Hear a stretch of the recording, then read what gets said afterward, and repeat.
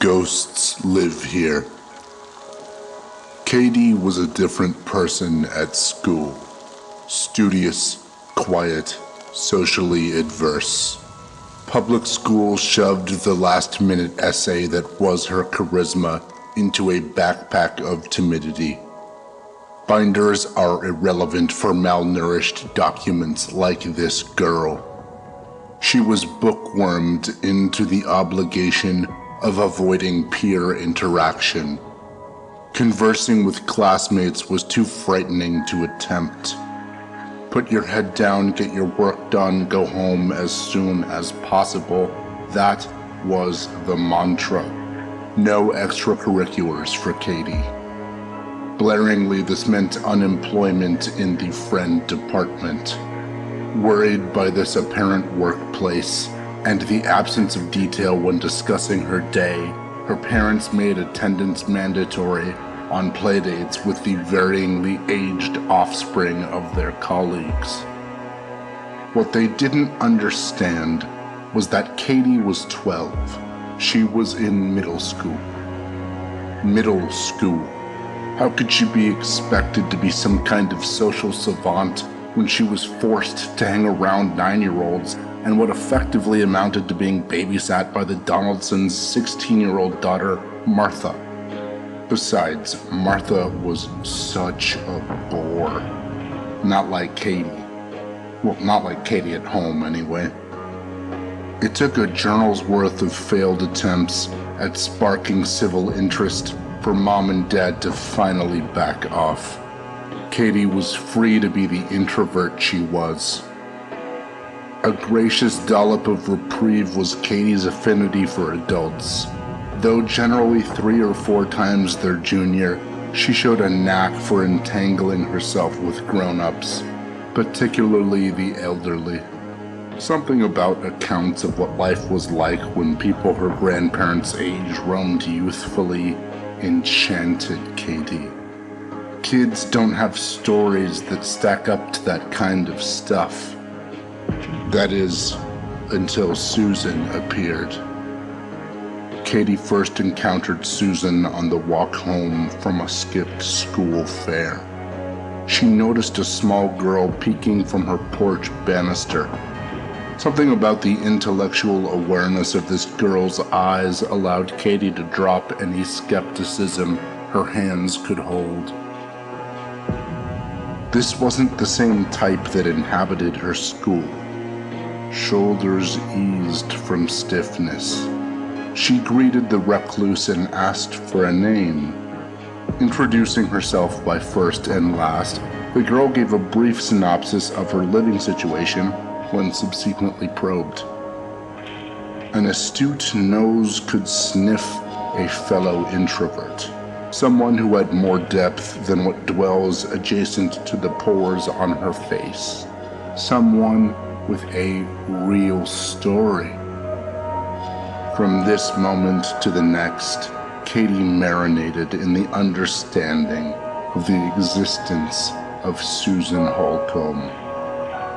It was here, it was this.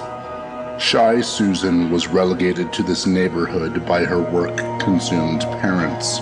She had not found this a particularly easy place to start a new life, as she did not know anyone her age. Public schooling was not an option her kin rendered logical. The matriarch of this tribe, who spent ample time in the confines of the household, found the solvent to engorged boredom in the crafting of her daughter's education. Mind games were played at home. Susan's mother sipped elation in the offsetting of the balance of her child's workload. A crowded checklist of daily tasks would force prioritization. Her little girl would mature before her eyes. She was teaching her daughter real-world skills. Parameters weren't limited to the residents. Unsurprisingly, Susan wasn't allowed to brave the outside world without her mother's permission. Merrymaking is a privilege. To disobey mother's law was to rarefy dinner or any other basic need a child couldn't provide on their own. this had steepened over the course of their time in this town, if she wished to earn ration of such precious amenities, she would obey the charter. This made for a naturally curious, learnedly hesitant Susan. Curious enough to elicit fascination with this potential friend. Hesitant enough not to meet her outside. It was presented that Susan had not always sustained a bureaucratized lifestyle. Prior to her family's move, she had been allowed to sprout in legitimate academies for everyday children. The camaraderie of peers was among her most cherished annuities. Upon having this ripped away from her undersized palms, she sunk into a never-ending longing, garnished by the second guessing of the quality of her perception from the very start. Was she ever any good at interacting with others? It had been so long since she was provided an opportunity to know. Katie was the first girl her age she'd interacted with since moving. The ease of conversation and genuine interest she held in Susan lowered every latch. Minutes wore the regalia of seconds. They finished their interaction, by Susan's estimation, all too quickly, with an offer to do this again tomorrow. Same time, same place, if she wanted to, or whatever. As the next day came about, the girl was infected with anticipation, a nervous exuberance she couldn't appreciate with those closest to her. Sharing this blessing was no risk worth taking. Her parents' probable reaction dangled between unknown and refractory. Sections of the day dedicated to algebra, biology, and homemaking danced on diced glass. Susan wanted to jump out of this window of torment and into conversation with the light of her day. When the novel ally eventually visited her, companionship was easier to enjoy than what imagination could invent. After a brief series of coded hints at the original meeting point, the two greeted between the grace of a bathroom window. Mother was on the prowl. Only the sanctity of the most private of rooms would suffice for this rendezvous. Whispers of hobbies, pet peeves, and favorite films evolved into the sharing of treasured drawings, confectious secrets, and incalculable ambition. The pair, in the passing of the coming months, understood each other far beyond the constrictions of what a progenitor could comprehend. Relation grew between the two. They became near as sisters, separated only by a few fences and yards. Visits between different alcoves of the house's border preserved the autumn of discovery. Ultimately, the couple needed more. Amalgamation of plaster, chicken wire, and sheetrock hampered what could be true communion. So, upon attentive consideration, Katie and Susan decided to sneak out to Sufferer's Woods together. The operation launched an hour after Susan's bedtime. She wasn't entirely sure when her mother and father retired, but it was safe enough. Head and arm out of the window, her eyes met with those of her companion. Finding an excuse to be away from home was not a difficult task for Katie. Exhilarated by the sudden news of having a regular daughter with interest in others her own age, Mom and Dad easily let her stay late at school to see a softball game. They were even permissive when plans were updated to allow a post-match function at a player's house. Katie wouldn't be out too long, after all, and would get a ride home. Softball moms are overbearingly accommodational. 12 minutes past the start time of this supposed social was when Katie first touched Susan. Hand in hand, they traipsed through the outer green of the Holcomb estate. A dim flashlight hung snug between the warmth of coated bodies. Thinning air tickled thick expectations. Nocturnal buzz grew to cold chatter quicker than the girls expected. Trust wrapped against tightening mitts, they stepped into the woods. Only Katie had been to this preserve before, but was fairly certain she remembered a clearance of foliage within this domain. It had been a while since her last visit out here, but she couldn't be making up the memory, right? Maybe this wasn't such a fantastic idea after all. In concept, their evening would be that of an adventurous bonding session, but that was rapidly looking like a farce. Colossal, dying trees with canopies of black stood tall above the gate of crackling leaves. Cries of bloodied owl nests scored a chorus of catatonia. 1,000 motherless men's whistles formed inimical gale. The questioning of every decision leading up to this moment crept along increasingly apprehensive vertebrae, until Katie kissed the glacial cheek of her partner. It would be all right, she assured the both of them. Everything's gonna be okay. Someone had to be the rock. Swiftly, the brash conditions of the polar woods slid into minuscule perforations of adrenaline. The perilous glory of this quest reared its head confidently into the fields of arbor. Tentative march became full, unencumbered gait as the girls found themselves gleefully racing into the heart of the trees. No mind was paid to denotation of landmark. The general direction of forward was all the mapping the explorers needed. Katie knew there would be a field. Both of them knew there would be. And all at once, there was. Beyond draped toes stood the Garden of Eden, a mystical maze of love.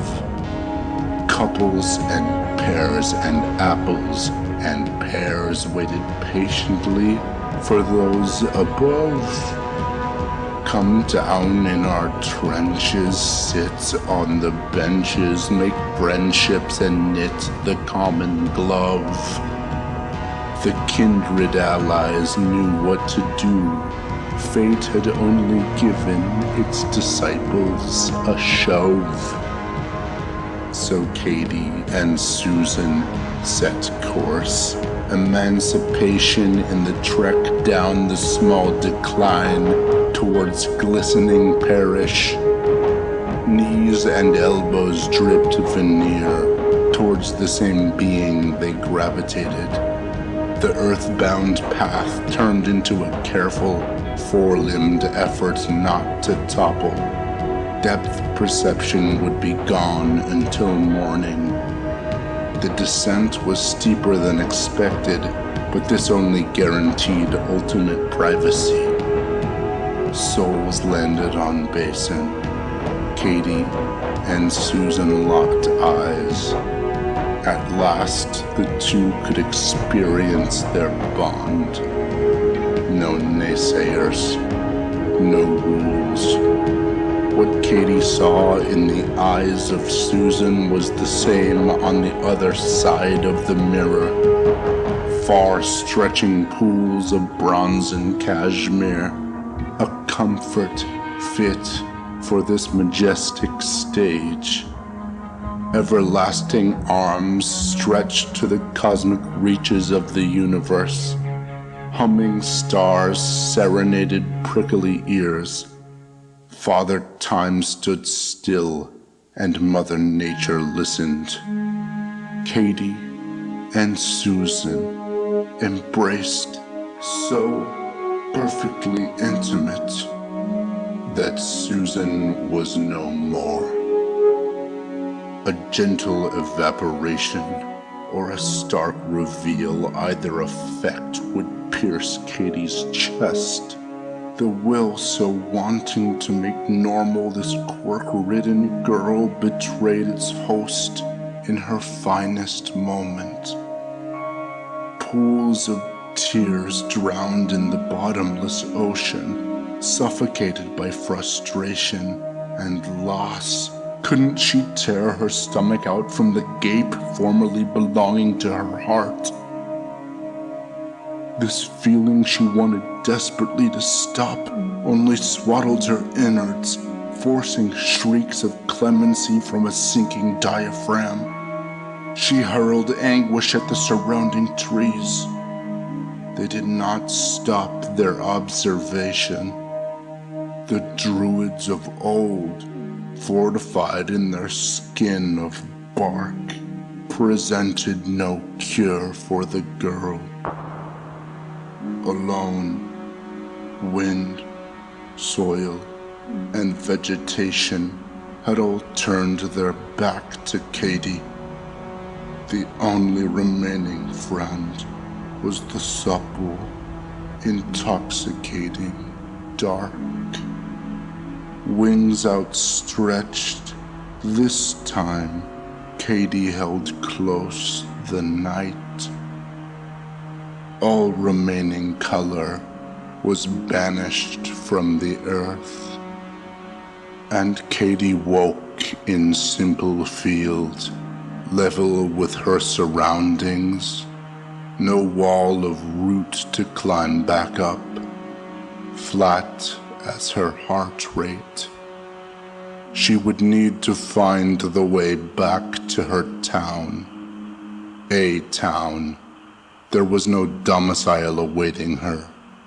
She did not have a home, she only lived. Sorry limbs hung lifelessly from her shoulders. Rigid legs dragged along environmental debris. Katie stepped back into the world.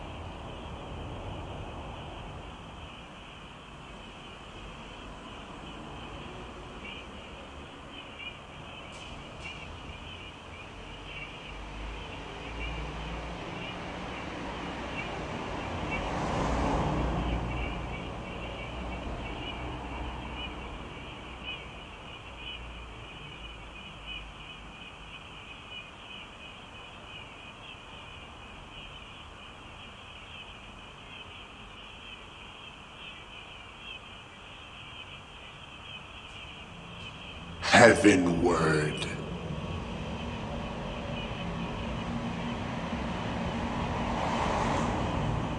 With less enthusiasm, he played on. The chin rest was a depressing component of his tool these days. The few that acknowledged his musical talent failed to do so with any nuance.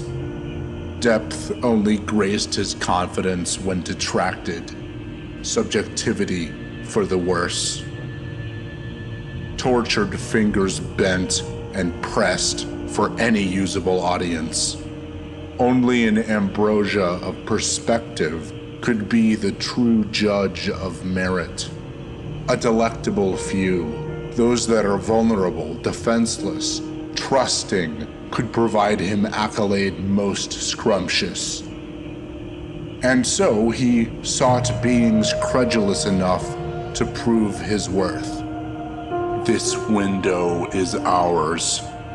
To the paranoid depths of ears nearly blanketed by sleep, he slithered. His virtuous melody would expel concern from this ambient being's innards.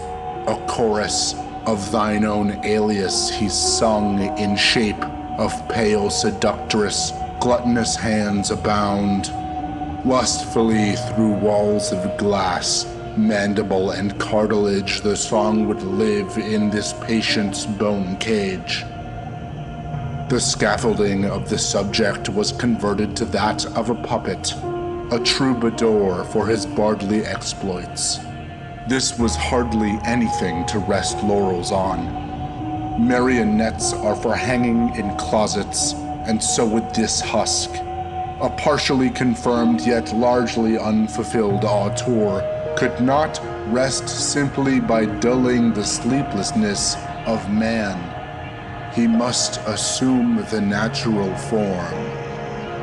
Morsel, a hunt, the thrill of the animal kingdom. A hunger for praise satiated by the feast of objectivity.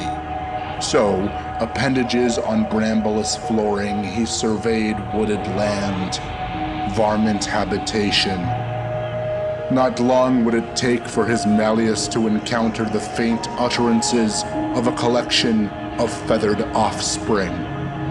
A teaspoon of quadrupedal trotting unveiled his new clergy, a fresh congregation to be blessed by his musical howl. Accordingly gratuitous were these beneficiaries to warm the vocal pipes of their pastor. To baptize the youth with lyric. He was doing a deity's work. How to breathe houses. Forthwith, course was set to the land of a singular pest, unreliant on the constructs of its superiors. An independent being he found. Deceit would be planted in the shape of limitation. A golem of the verisimilitude of maturity. Quandary would help him rupture the spirit of aberration. To the underbelly of this sordid gape, his tune would be funneled. Forcibly reminiscent of the warnings of grown-ups, individuality would be stolen and acceptance of song would be wrought. Some praise has to be taken. I drink the body electric. Should imposition lead course, conquest's freight could veer from righteous waters. Had he not composed a mast, that is, the stainlessness of this quest would be preserved in the sea of affliction. Bowed instrument beneath chin, he chimed to a sailor adrift. Not for a moment, but for a lifetime. The ever-long pursuit of persuasion. A silken life rope was cast. Give in. Welcome his harmony. Embrace the peace of relent. Ungrateful wench, his gift was rejected. The kidney of ignorance filtered out his courteous endowment. Luscious blaze cauterized the boar of consequence. Her char at least he could claim. Ghosts live here. A callow root would be the crown jewel. Uninhibited innocence could assure the fall of trophy into his lap. She was perfect. Naive enough not to recognize his ploy and bright enough to contribute lore to his campaign trail. Led by hand, the inexperienced would dance along with his symphonic jaunt into the forested den of culmination.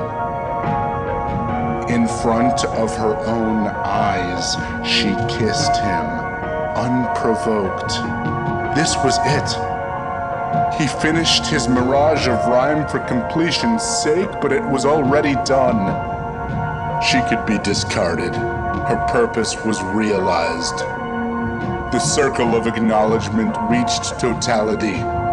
Salvation of the slumberous ailments of man. Natural order aligned, the concretion of eternal reality. Alleviation of disorder, the trust of a child, all pulled into his dark, his song. It was over. The campaign had succeeded definitively. He couldn't be denied the crown of accomplishment. Yet, in any moment of malaise, thoughts of distrust beat on the barricades of assuredness. His marathon of justification proved no acropolis in all weather. Fundamentally torn, he began to know that no external source could unconditionally quell his hubris. Whispers of truth garnished his cochlea. A righteous path in time had revealed itself. Ultimate salvation would come from within. So he began to dig. Boorish nails punctured sufferer's skin. A troop of cuticles met the foundation of incision. He exposed himself between rib and organ. The precipice of true divinity. From this point and past, glory, glory, glory, glory, glory, glory.